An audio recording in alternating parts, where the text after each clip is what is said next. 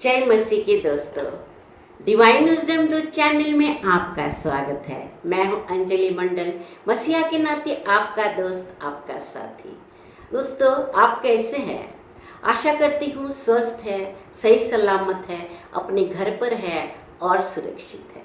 मैं प्रभु को धन्यवाद देती हूं। प्रभु की महिमा, गौरव और स्तुति हो।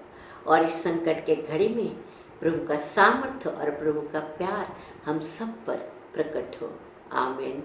दोस्तों, ये जो कुछ भी दुनिया भर में हो रहा है, हम कई बार इसके लिए किसी को दोषी ठहराते हैं कि इसके कारण ये सब कुछ हो रहा है, उसके कारण हम भुगत रहे हैं।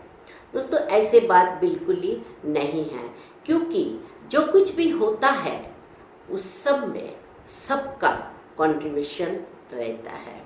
और यही सत्य है, दुनिया में हर चीज़ का, हर विषय का कारण है और उसका परिणाम भी है। कॉज है तो इफेक्ट भी है।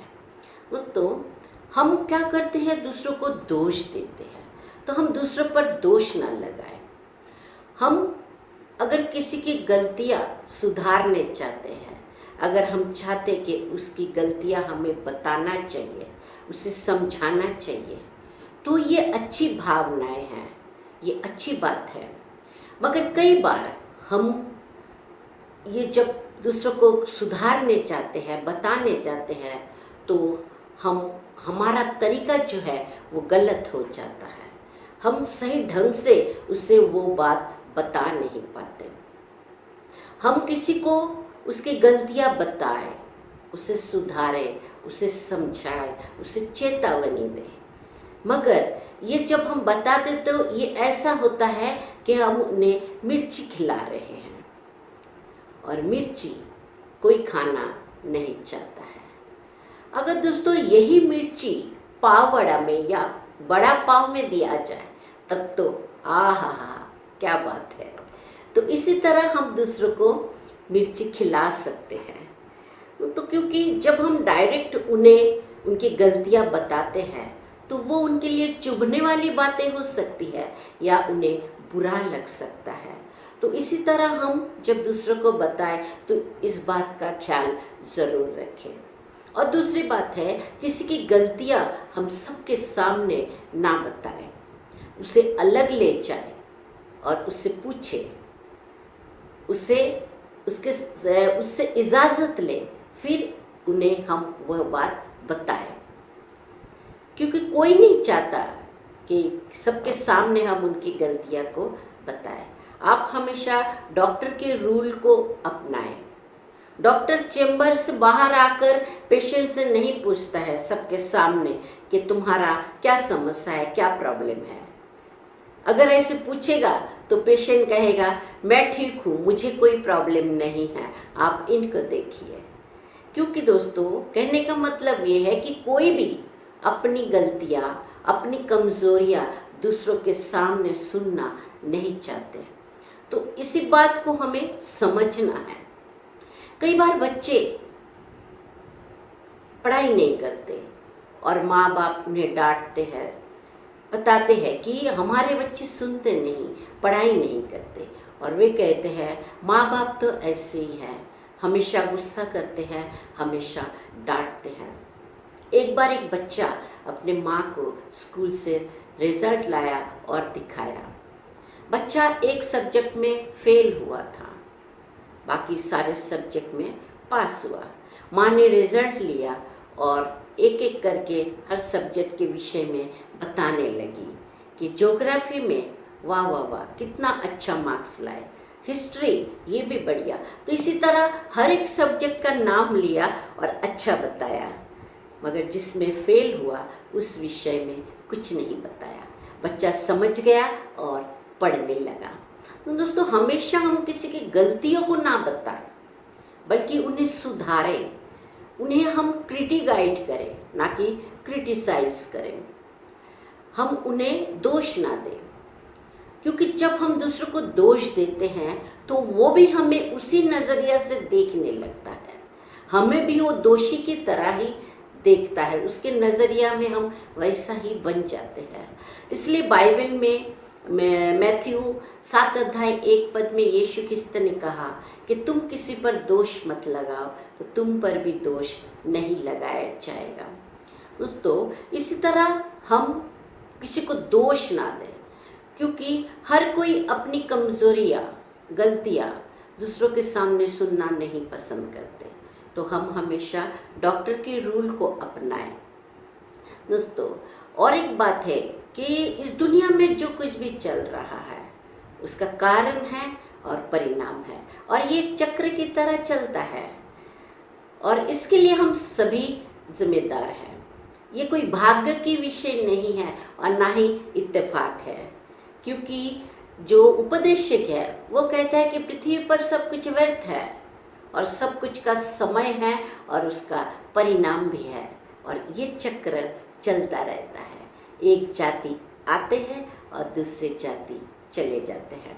तो इसी तरह हम देखते हैं एक वचन को, उपदेश 1:3-4 पर, पृथ्वी पर सब कुछ व्यर्थ है, मनुष्य को इस पृथ्वी के अपने सारे परिश्रम से क्या लाभ। एक पीढ़ी चली जाती है, दूसरी पीढ़ी आती है और ये पृथ्वी सदा बनी रहती है। आमीन।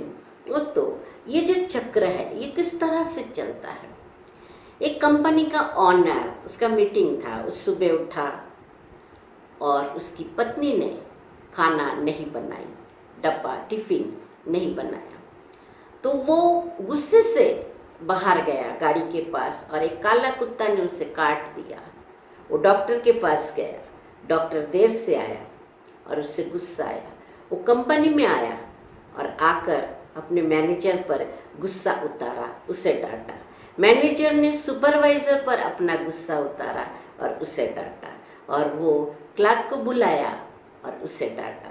क्लर्क ने सेक्रेटरी को बुलाया और सेक्रेटरी को डांटा।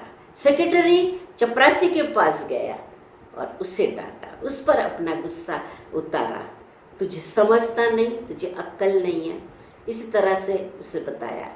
अब वो अपना गुस्सा किस पर उतारा। वो घर पर आया और बीवी ने दरवाज़ा खोली। बीवी ने पूछा, शक्कर लाए हो क्या?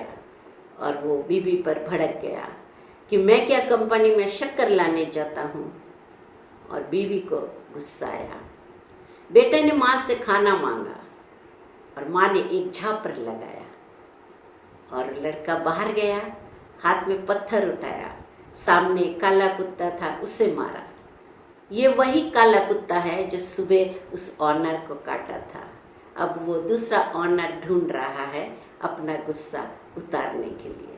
दोस्तों, इसी तरह से ही ये चलता रहता है, मगर यहाँ तो रुकना है, किसी को तो रुकना पड़ेगा, नहीं तो ये सिलसिला चलता रहेगा। तो कौन रुकेगा? हम किसको बताएं, किसको समझाएं? हम अपने आप को रोक सकते हैं। हम जब अपने आप को रोकते हैं तो ये साइकिल रुक जाता है। जब हम कुछ अच्छाई करते हैं तो उसका असर सब पर पड़ता है, पूरे विश्व में पड़ता है, और जब हम बुरा करते हैं तो उसका असर भी पूरे विश्व में पड़ता है। जब दूसरे भलाई करते हैं तो उसका असर हम पर पड़ता है, और जब दूसरे बुरे करते हैं तो उसका असर भी हम पर पड़ता है। मगर हम सब कुछ टुकड़ों में देखते हैं, मगर ये टुकड़ों में नहीं है, ये एक ही है, एक ही साथ जुड़े हुए हैं। हमें लगता है कि ये उसकी गलती है, ये उसकी गलती है, मगर दोस्तों ऐसा नहीं है। जो कुछ भी होता है उसमें हम सभी का भाग है, हम सभी दोषी हैं, सभी उसी पे अंश है। तो इसी तरह से हमें सोचना है, समझना है। दोस्तों, हम इस दुनिया में आए हैं तो हमें समझना है कि हम किस दिशा में जा रहे हैं। कई बार हमें ये लॉजिक लगता नहीं है कि ये किस तरह से होता है। गलती तो उसने की, तो मेरी गलती यहाँ पर कैसे हुआ, मैं इसके लिए जिम्मेदार कैसे हूँ। देखो, ये ऐसे समझे कि पेड़ से पत्ता गिरा और वो अमेरिका का प्रेसिडेंट बना। अब ये पेड़ से पत्ता गिरना और अमेरिका का प्रेसिडेंट बनना, इसमें क्या लॉजिक है? मगर आप सुनिए कि पेड़ से एक पत्ता बेंच पर गिरा और उस पत्ते पर कीड़ा था। एक आदमी उस बेंच पर जाकर बैठा, उसका पैंट खराब हो गया, वो लॉन्ड्री में गया, वहाँ पर एक लेडी मिली, उससे शादी हुई, फिर उनका बच्चा हुआ, वो बच्चा अमेरिका का प्रेसिडेंट बना, फिर उसकी शादी हुई, उसका बच्चा हुआ और फिर वो अमेरिका का प्रेसिडेंट बना। तो अब तो पत्ते गिरना और प्रेसिडेंट बनना, इसमें कनेक्शन दिख रहा है। तो दोस्तों, क्या हम सिर्फ दुनिया में यही सब करने आए हैं? क्या जीवन कुछ और भी है?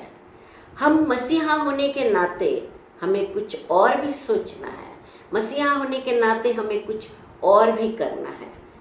हमें मूर्ख नहीं बनना है, मूर्ख बनकर इस दुनिया में हमें काम नहीं करना है, बल्कि हमें अपने प्रज्ञा को जताना है, ज्ञान को बढ़ाना है। और ये ज्ञान और ये प्रज्ञा पवित्र आत्मा का वरदान है, हमें उसे प्राप्त करना है। तो ही हम समझ पाते हैं कि क्या व्यर्थ है और क्या हमारे काम का है, मतलब का है, और हम किस दिशा में जा रहे हैं, किस दिशा में हम बढ़ रहे हैं। क्या हम दिन भर वही फालतू के काम कर रहे हैं या कुछ सही काम भी कर रहे हैं? तो इसी तरह जो हमारे दृष्टिकोण है, देखने की नज़रिया है, वो हम पवित्र आत्मा द्वारा ही प्राप्त कर सकते हैं कि हम कौन से दिशा में जा रहे हैं, दिन भर हम क्या कर रहे हैं और किस तरह से कर रहे हैं, और उसका परिणाम क्या आ रहा है, हमें क्या मिल रहा है और हम क्या खो रहे हैं। दोस्तों, हम एक वचन को पढ़ते हैं, उपदेशक 2 अध्याय 13-14 पद में कहते हैं, मैंने देखा कि मूर्खता की अपेक्षा प्रज्ञा से अधिक लाभ होता है, जैसे कि अंधकार की अपेक्षा प्रकाश से अधिक लाभ होता है। बुद्धिमान के सिर में आंखें होती है और मूर्ख अंधकार में चलता है, किंतु मैं समझ गया कि दोनों की एक गति प्राप्त होती है। आमीन। बुद्धिमान के सिर पे आंखें होती है, यह है तीसरे नेत्र, यह है तीसरी आँख, और ये आँख है बुद्धि का आँख, ये है प्रज्ञा का आँख। ये आँखों से हम वही देख पाते हैं जो ये दोनों आँखों से हम नहीं देख पाते। तो इस प्रज्ञा को हमें बढ़ाना है, इस आँखों के दृष्टि को हमें प्रखर रखना है, तो ही हम समझ पाते हैं कि हम कहाँ जा रहे हैं। नहीं तो अंधाधुन हमारी दौड़ होती है। तो जब हम इसी आँखों से, ये तीसरी नेत्र से जब हमारा देखना बंद हो जाता है, तब हम समझ नहीं पाते कि हम कहाँ जा रहे हैं, क्या कर रहे हैं। ये जो अनदेखी विषय है, ये हम अपनी ये तीसरी नेत्र से, ये जो बुद्धिमान की आँखें हैं, उसी से देख पाते हैं। और उपदेशक कहता है, मैं समझ गया कि दोनों की एक गति प्राप्त होती है। आमीन। इस दुनिया में जो लोग भी आए हैं दोस्तों, जो भी इस संसार में आए हैं, सबकी गति एक जैसे है, चाहे अमीर हो चाहे गरीब हो, चाहे धनवान हो या भिखारी हो, चाहे बुद्धिमान हो या मूर्ख हो, चाहे पंडित हो या चपरासी हो, चाहे पापी हो या पुण्यवान हो, सबकी गति एक है। ये दुनिया में सब आते हैं, सब अपना अपना कार्य करते हैं, जीते हैं और फिर इस दुनिया से चले जाते हैं। मगर इसमें फर्क है, अंतर है। क्या अंतर है? ये अंतर को हमें समझना है। ऐसे समझिए कि दो छात्र हैं, दोनों ने ही पढ़ाई में फेल किया।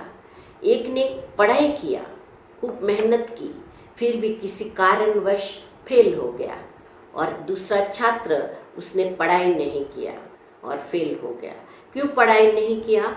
क्योंकि ऐसे भी फेल होना है, वैसे भी फेल होना है, तो पढ़ के क्यों फेल हो? बिना पढ़े ही फेल हो जाए, ये अच्छा है। तो हम जानते हैं कि जो पढ़ाई करके फेल हुआ है और जो बिना पढ़ाई करके फेल हुआ है, दोनों में अंतर है, दोनों में फ़र्क है। दोस्तों, हर दिन कितने लोग इस दुनिया से चले जाते हैं, मर जाते हैं। यीशु ख्रिस्त मर गए और लोग मरते हैं, पर दोनों में फ़र्क है। यीशु ख्रिस्त मर गए, इसमें परमेश्वर के दिव्य योजना थी, एक महान उद्देश्य था हमारे लिए, और इसमें जो हमारे लिए वो बहुत ही महत्वपूर्ण है। यीशु ख्रिस्त का मरण हमारे लिए महत्वपूर्ण है और इसमें दिव्यता है। इसलिए तो यीशु ख्रिस्त के मरण दिन को हम गुड फ्राइडे मनाते हैं, उत्तम शुक्रवार। पूरे विश्व में गुड ही फैलाते हैं, प्रेम ही फैलाते हैं। आमीन। तो दोस्तों, हमें लोगों के मरने का भी अंतर होता है और जीने में भी अंतर होता है। तो हमें देखना है कि हम मसीहा हैं।